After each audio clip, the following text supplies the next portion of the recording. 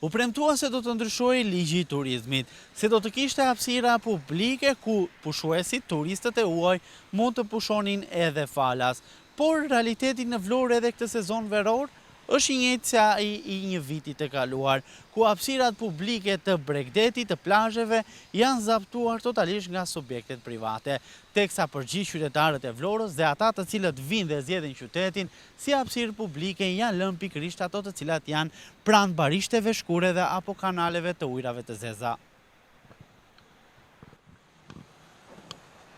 Sipas projekt ligjit të ri, mbi 60% e hapësirës publike në Vlorë, me ndryshimet që u përfolën se do të ndodhin me të ashtu quajturën reforma në turizëm, do të ishin publike.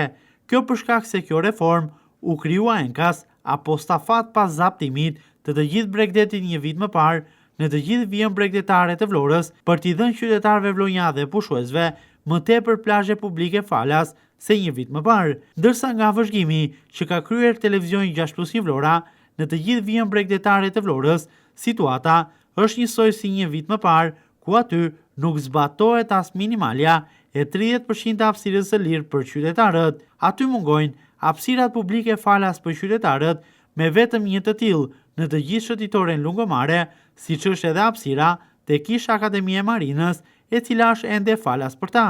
Hapësirë tjetër nuk ka, ose nëse edhe ka, leja për shfrytëzimin e saj është marrë, çadra dhe shezlongët kanë bërritur në Bregdet dhe kjo hapësirë do të zaptohet shumë shpejt. Por jo vetëm kaq, por vlen të theksojmë këtu edhe faktin se sërish qytetarët nuk kanë se ku të bëjmë plazh falas në shëtitoren e Vlorës, veç hapësirës te Kish Akademia e Marinës, e cila edhe ajo është lënë e tillë pasi kufizohet me kanale të ujrave të zeza dhe nuk lejohet fare të lahesh në të për shkak se ujrat e ndotur kanë sjellë aty ndotje te i normave të lejuara.